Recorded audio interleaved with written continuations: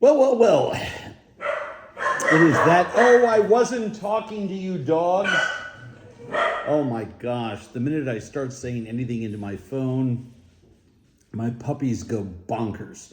Welcome back to another Friday Ask Me Anything Substack Spilled Milk Edition. I'll tell you something. Over the last 6, 7, 8 weeks, this has really taken off. We're so grateful to everyone who submits questions. This is a blast for me. I absolutely love it. It feels like, well, my favorite job, which was 20 years ago doing live drive time radio, which I adored because I was just talking and then I could answer dozens of questions whenever I wanted to stop talking, which involved a little bit of listening and then talking some more, but you get what I'm saying. Let's get right to it. Nikki writes, I live in Winnipeg, Canada, just a few hours north of Minnesota. Yes, that's true. Duck hunting capital of Canada, place that I have gone quite often. For a relatively smaller city, we have an impressive culinary community, yes you do, and a hockey team who regularly annihilates the Wild. Come on, haters gotta hate. My Wild are winning the Stanley Cup next year, by the way.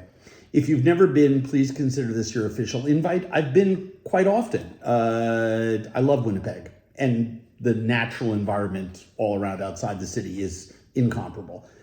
She's a fan of family dinner, but Nikki says her question is she's thinking of bringing her kids to the Minnesota State Fair this year. As a first-time State Fair attendee and Canadian, what would you suggest are the most must-dos, nice-to-dos, don't bother at all things to do? Well, we have lots of State Fair stuff on my website, andrewzimmern.com. The only must-do is exchange your loonies at the border. Canadians will love that joke. Anyway, here's the deal. The single greatest cultural event on planet Earth is the Minnesota State Fair. I'll have that debate with anybody, anytime, anywhere. It's on a 160-year-old permanent fairgrounds that's not used for other things. Well, a couple events happen there during the winter and stuff like that, and they do have horse shows in the big Coliseum, but the concerts at the grandstand, I mean, Black Keys are kicking it off this year, I think on night number 1. I will be there in the front row. The best food, real 4-H stuff, the best activities. There is no, I go every single day of the run of the State Fair. Some years I haven't been in town every day and I've only been for like 9 days, 10 days. But it is the greatest single event of its kind. I divide it up. I'll go one day for 4 or 5 hours and just check out the animal barns. I'll go one day early in the morning and just check out the art display. They have this incredible art building that has essentially year-long Minnesota art shows, and the best of the best wind up in the art building selected for the State Fair. It's mind-boggling. There's all of the blue ribbon specialties in the creative arts building. Those are everyone's grandmother who submits, and grandson or daughter that submits pies, jams, jellies, honey, maple, everything is judged. And you submit, you win blue ribbons. And crafts, woodworking, knitting. I mean, the amount of stuff that's there is unbelievable. There are vendors who've been there for 100 years slinging food. There are some that have been there just for a few years, all famous, best French fries in the world are the French fry booths at the Minnesota State Fair. Mini donuts hot out of the oil. I mean, like too hot to eat hot.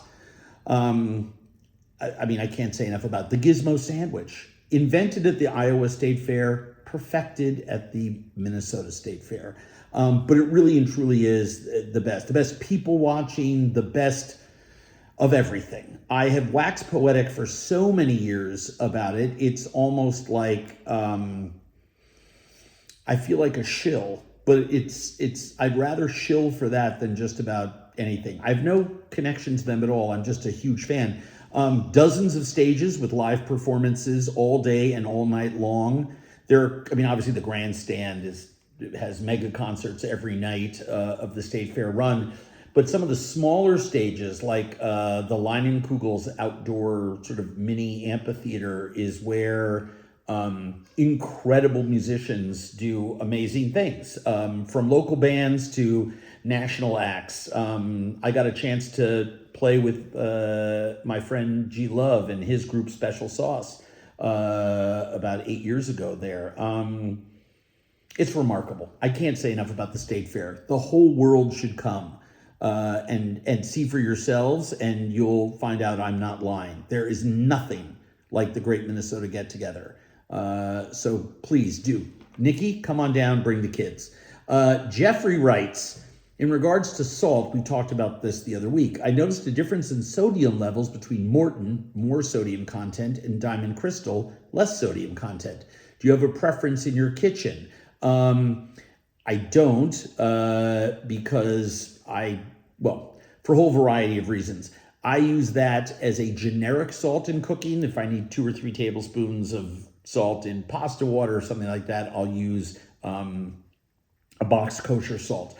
But the most important thing is really taste. How does it taste to you, right? And go from there. I do collect a lot of sea salts and have many, many, many favorites. Jonathan writes, and we talked about that last week. Jonathan writes, what's your opinion on Old Bay seasoning? I love it until I started making my own. So I was shooting an episode of Family Dinner, and I always kept Old Bay around and some Cajun seasonings and other Zatarain's seafood boils and Zatarain's seafood seasoning from Louisiana, which is the Gulf Coast version of Old Bay, as Old Bay is to the Mid-Atlantic states. Then I found out from my crab-loving friends in Maryland that Old Bay is good, but there were other, and I'm blanking on the brand. I have it in my spice cabinet somewhere because a family friend in Maryland who does crab boils all the time clued me into the other. Let me see if I can Google it. Clued me into the other crab seasoning, seafood boil seasoning that's used down there, and I'm blanking on the name of it. But anyway, and I like that even more. But then I was in South Carolina cooking with a family, and they made a homemade seafood boil mixture, and I got a jar of it, and I took half of it and I pulsed it in my food grinder, my food mill, and I added a little bit of paprika, and I had a seafood seasoning I liked even more. I think because I was grinding my own seed spices, it tasted even better. So I would encourage people to play around with that. Look, if that's not your thing, you just want to buy something off the shelf, grab some Zatarain's, grab some Old Bay. Lately, I prefer Zatarain's because it's spicier, but that's just my personal taste. But I love them all. Who doesn't love seasonings? I do not like sprinkling Old Bay on any, like I did not like the Old Bay Pepperidge Farm Goldfish that came out last year, kind of a novelty short run item. Just wasn't my thing. I liked other collabs that the Goldfish people have done. Carrie writes, considering your culinary adventures across the globe, are there any local specialties from Santa Barbara, California that have captivated your taste buds? Are you kidding me? How about dabs? How about great flounder? How about, uni and spot prawns, sea urchin and spot prawns? Incredible ones. Lingcod from that part of the world. So many different small fish with the heads on them. California golden crabs that are fished offshore. I mean, you can kind of, from Santa Barbara down to San Diego and outward, the ocean doesn't respect, the 80 miles between those two towns, right? So, but, the water is the water. I just love eating all of the herring and the small fish with the heads on that are in that part of the world. Absolutely love it. Let's see, where are we here? Suzanne, I've just discovered Faro. Nice. At the same time, I received my first box of Rancho Gordo beans. Doubled nice. Beans and Faro, let's go. Any ideas? Yeah, look, there's pasta fagioli, a great Italian soup that combines, it's beans and noodles. So why not beans and Faro, which is an ancient grain? I use Faro in risotto recipes. It's nuttier. Toast it first and then get it going in your liquid. It really tastes better that way. Kind of like fregola and other small pastas and grains and stuff like that. It works much better if you toast it first in a pan and then start cooking with it, another layer of flavor. Obviously, beansishow.org, I'm on the board, so I'm very pro bean. But yeah, Faro is fantastic. And once, if you steam it or boil it like pasta and just take it out when it's tender and then just keep it, you just have to saute it just with caramelized onions and brown butter. And salt and a little bit of, grated cheese, something nice and salty like a pecorino romano is fantastic. Combine it with roasted tomatoes and feta cheese is just incredible. Sprinkle it on any salad, just wonderful, healthy, lots of protein. It's yummy. Are there mother condiments, Fred writes, that a home cook should have instead of buying?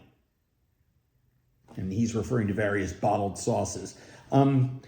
I don't know if I found a ketchup that I liked as much as Heinz, Simply Heinz, the one without high fructose corn syrup. I'd probably buy it. I was a big fan of Mr. Kensington's. I know they've gone out of business.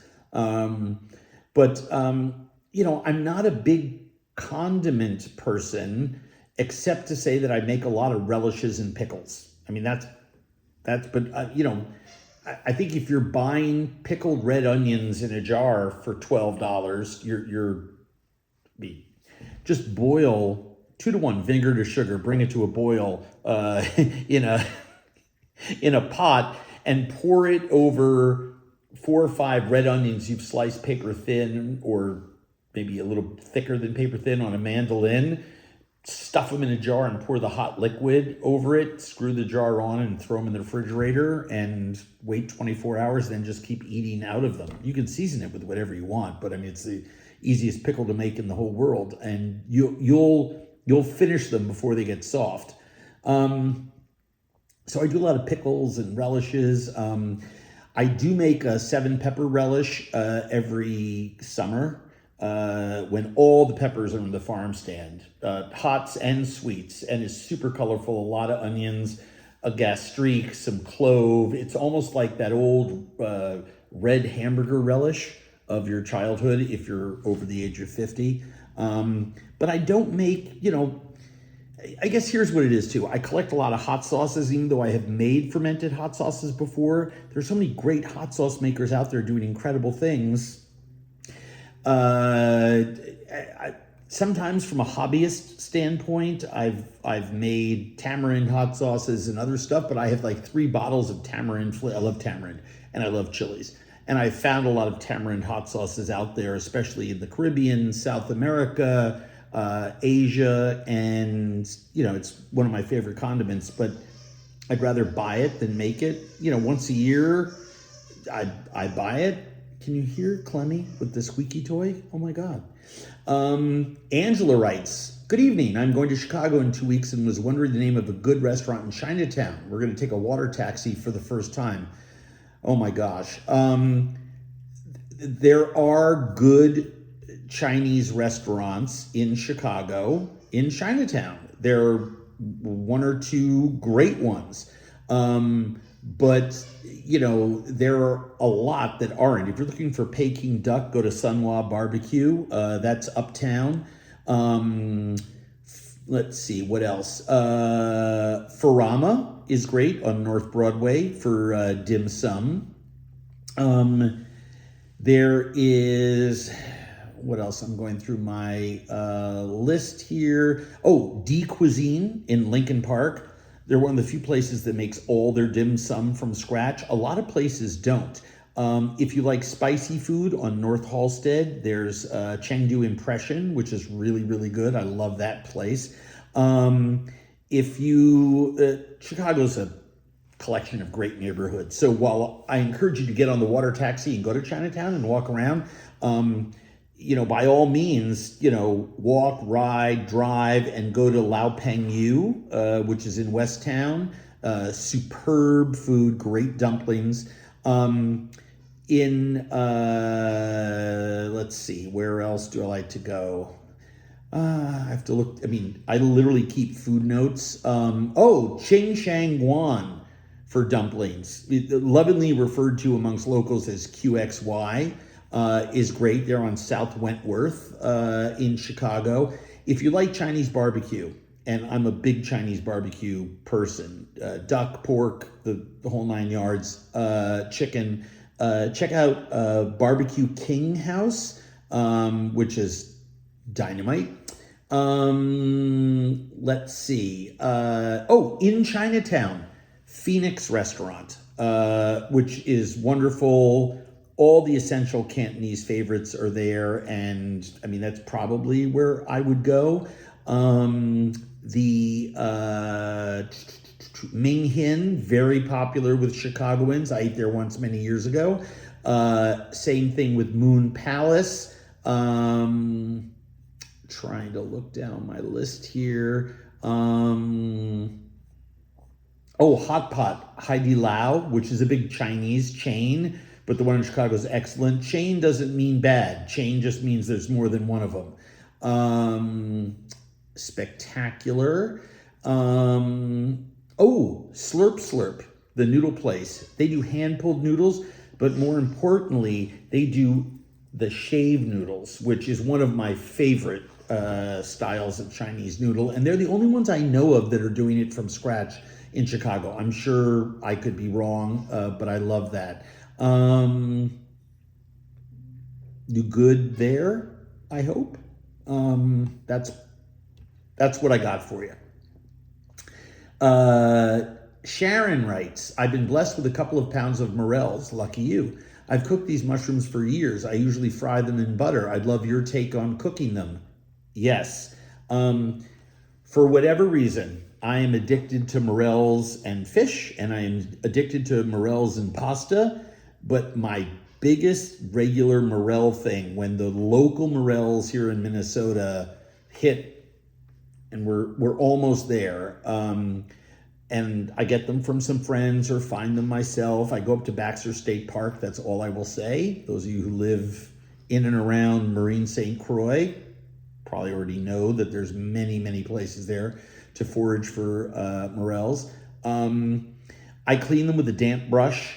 I cut them in half so if there's any mites or anything on the insides, they don't spoil my meal. I saute them in brown butter with shallots. I add herbs, usually a couple sprigs of thyme and a sprig or two of tarragon. And then a few tablespoons of white wine, evaporates, hit it with a little bit of cream, let that boil and get thick around them. It's very luxurious. And then I pour that over toast. I don't know why. Creamy Morels with a little bit of wine and shallot and herbs over toast is I'm just thinking about it and I'm getting a food woody. Zach writes, what is your go-to meal when hosting a group of 4 or 6 people? Okay, I'm just going to answer this as honestly as I can. I've been cooking, I've taken a paycheck in the food space, in restaurants. I still get technically paychecks from restaurants. It's just that my relationship with them is different now.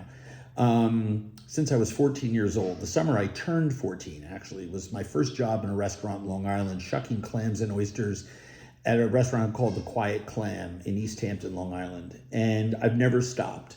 So by the time you've been cooking for as long as I have, which is a long time, 4 or 6 people is like nothing. It starts to be a challenge at 40 or 60 people. But 4 or 6, I'll do just about anything. I was actually doing a demo today, and the biggest problem most people have for cooking for 4 or 6 people is not making the one dish, it's making 5 or 6 things that all come together at the same time. So I'll usually throw something in the oven and roast it, or throw something on the grill and pair it. I mean, now it's summertime, right? So if 6 people were coming to my dinner, to my house for dinner tomorrow night, right now I'm recording this, it's Thursday at 8 o'clock. Probably grab some soft crabs, right? Perfectly in season. I would probably fry them and serve them escabeche style with sort of pickled hot chili vegetables put across the top. Maybe I would crisp them and in a pan and serve them a la Meunière in the style of the Miller, with pan deglazed with white wine, lemon, maybe a little caper. try to keep that really simple. Asparagus is exploding out of the ground right now. I'd probably serve it with some asparagus, a really rich, I love asparagus and hollandaise sauce, so I'd probably do a version of that. A really crisp tart salad with a lemon and olive oil dressing to cut through all the richness of everything else. And I'd probably roast some peppers in the fireplace and peel them and serve them with, we're getting a lot of small fish in the markets these days, and I have some homemade anchovies. It's very easy to do, actually. You can cure them in vinegar or in salt, either way. But I would put anchovies on top of them with parsley and olive oil. I like to sort of eat in more of an Eastern Europe, like a Turkish style in a sense, where there's one big platter in the middle of the table that has like a roast or the soft crabs or whatever, and then 4 or 5 sort of side dishes around it. What else do I think would go lovely with that? A big loaf of crusty bread, because if you're having those peppers and anchovies, you kind of want that in the salad too. The asparagus, some tiny little new potatoes, maybe blistered or steamed and then smashed and then crisped in the oven on a sheet pan or in a saute pan. I mean, all simple, like 2-3 ingredient food, but that's kind of the spread that I would make. And when you've been cooking a long time, that's sort of not daunting.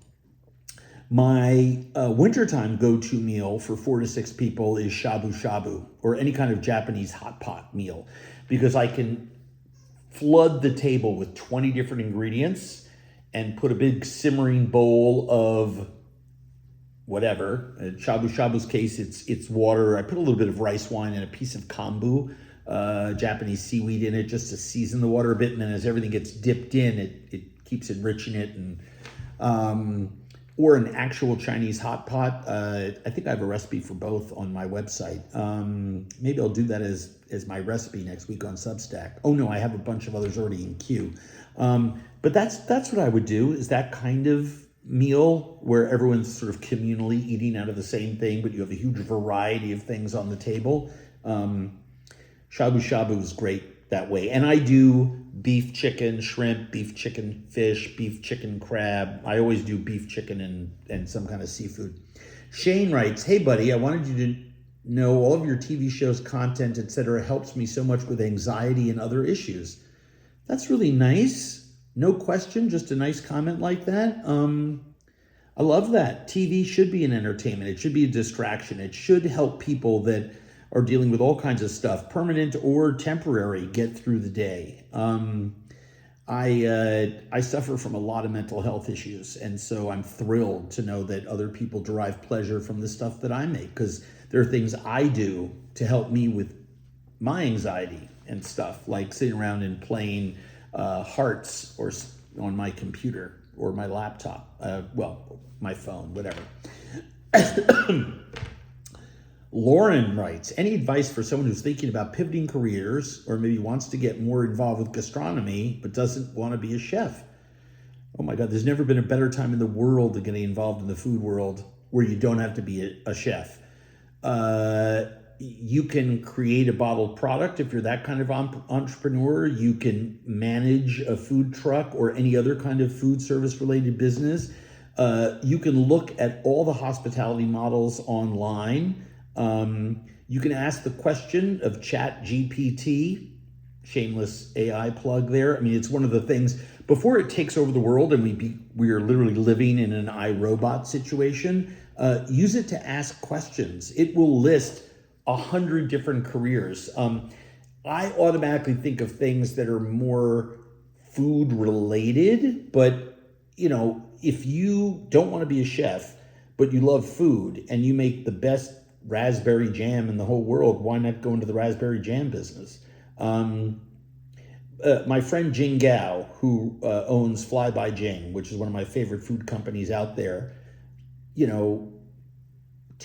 less than 10 years ago, I want to say. Yeah, less than 10 years ago, chucked everything in and said, I'm going to make chili crisp. And now she has a company doing insanely fantastic numbers. I'm so proud of her and happy for her. But it just shows that you don't need. She was in the restaurant business for a long time. Matter of fact, when I met her, well, actually, sorry, second time that I met her was in Shanghai, and I said, "How's it going?" And she said, "Awful." She was having a terrible experience as a restaurant owner in Shanghai, and moved to LA and started making chili crisp, and the rest is history. So anyone can do anything. Just do what you love, because nobody is going to make you happy but you. You are the only one. Nothing external. Got to find it internal. So you might as well do what you love. I'm doing what I love, which is answering questions from you people. If you've hung in this long, hit that subscribe button and become a paying subscriber. Helps us keep the lights on, literally. I'm not the only person that brings these to you. So we appreciate it, and I appreciate you. See you next week.